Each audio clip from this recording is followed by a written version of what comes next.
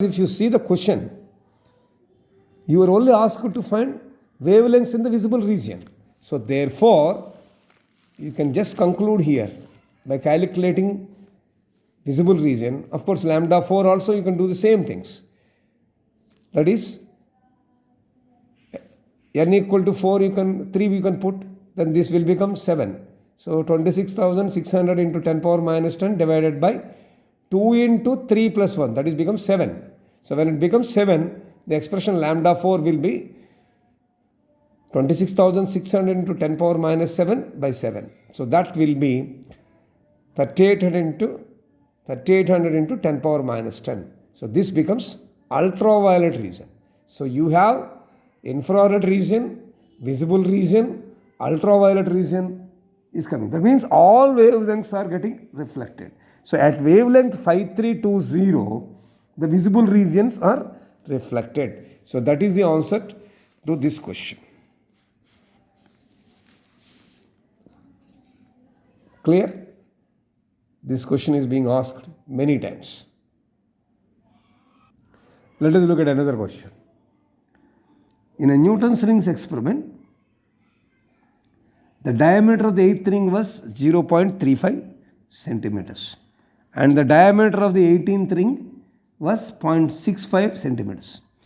If the wavelength of the light used is 6000 angstrom units, then find the radius of curvature of plano-convex lens.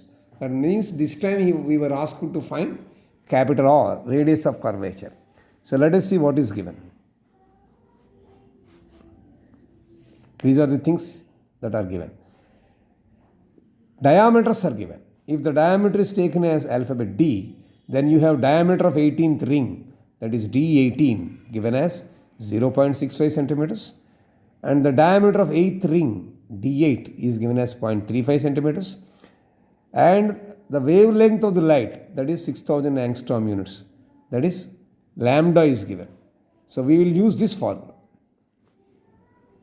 D square n minus D square m equal to 4 into n minus m into lambda r. Here we have to find r. dn is there, dm is there, lambda is there, only r is to be found. So from this we can simplify the formula for lambda. You can keep r itself. So when r is kept and rest is sent out, then rest will be like this. D square n minus D square m divided by 4 into n minus m into lambda. This is the value. Now you have dn value, you have dm value, you have n and m, and you have lambda. Just put those values. dn, that is d square 18, that is 0.65 whole square, minus dm, that is d square 8, that is 0.35 whole square, whole divided by 4 into 18 minus 8 into 6000 angstrom units. So that's how we can represent this value. Now when you simplify this, you will get like this. 0.65 whole square minus 0.3 whole square by 4 into 18 minus 8, of course it is 10, into 6000 angstrom units. I just adjusted as 600 into 10 power minus 8. Now you can simplify this value like this. 0.65 whole square, it is 0.4225 minus 0.35 whole square, it is 0.1225 divided by, this is 40 into 600, that is 24,000. So I have taken 10s outside. So therefore I have adjusted it as 24 into 10 power minus 4. So this will become 0.3 by 24 into 10 power 4. So if you simplify this value, it comes to around 125 centimeters. So the radius of curvature of the plano-convex lens is computed as 125 centimeters. This is the answer for this problem. So let us look at another problem. In a Newton's rings experiment, the diameter of the 12th ring changes from 1.45 centimeters to 1.25 centimeters when a liquid is introduced between the lens and the glass plate. Find the refractive index of the liquid. This is an interesting point.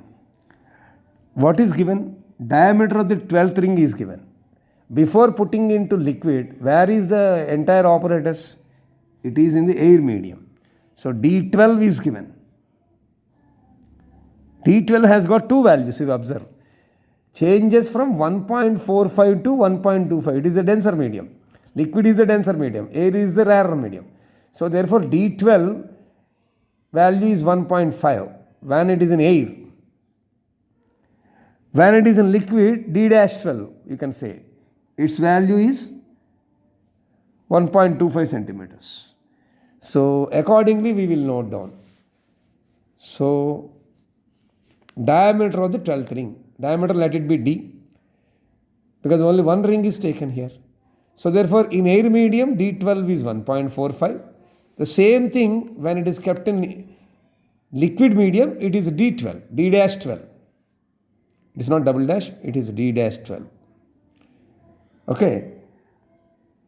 Now we can find, we have a formula with refractive index. The d square n is equal to what? 4n lambda r by mu. So that is the value we are using. This is the expression we are using. D square n is equal to 4n lambda r by mu. In this, we substitute these values for d12 square and d-12 square also. So from this relation, by substituting these two values, what we will get, we shall see. So what is d12 square I got? 4n lambda r by mu. 4 into n, number of the ring is 12, given as 12. Radius of curvature we don't know, keep it as it is. Lambda is as it is. So 4 into 12 into lambda r, this is into. By mu, here air is the medium, therefore I put 1. Understood? This is d12 square. Similarly,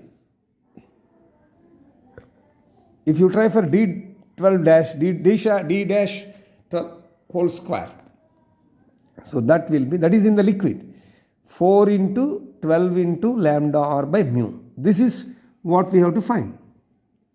So we have two expressions, d12 square and d-12 square.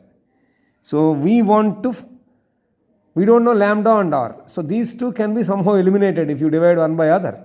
So we have to find mu only, mu of the liquid. Here mu of the air is anyway 1, right?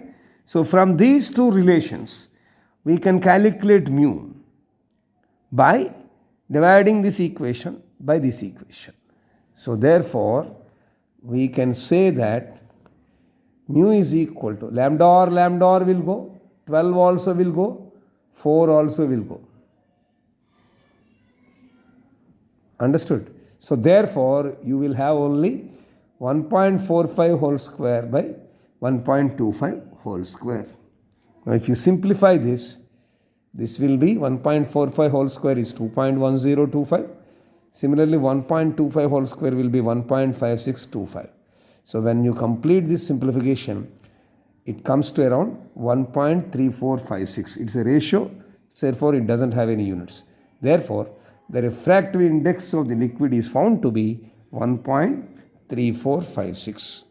So apart from the numericals, if you summarize the entire interference pattern, the questions that are possible in the university examinations may be related to these topics, like what is interference, what is constructive interference, what is destructive interference, what is coherence, what is temporal coherence, what is spatial coherence. Mention the conditions for interference or write the conditions for interference, and when do you get a bright and a dark fringe. That is nothing but obtaining the conditions to get bright and dark fringes in the interference due to reflected light by thin films. And then why the center spot is dark in a Newton's rings formed by reflected light. How can you say the central spot is dark? Why it is becoming dark? And then something like this, Newton's rings concentric mean. Why does Newton's rings consist of concentric rings? And then how do you get the diameter of bright and dark rings in Newton's rings by reflected light? These are all certain questions. Apart from that, you may have a very big question or an essay question in your terminology, like explain interference in thin films by reflection. That is nothing but obtain expression or cosine law, that is 2 mu t cos r equal to n lambda. and describe the formation of Newton's rings when necessary theory. Then explain how the wavelength of light source is determined by forming the Newton's rings. Similarly, explain how the refractive index of a liquid is determined by forming Newton's rings. So this is how you can look at the summary.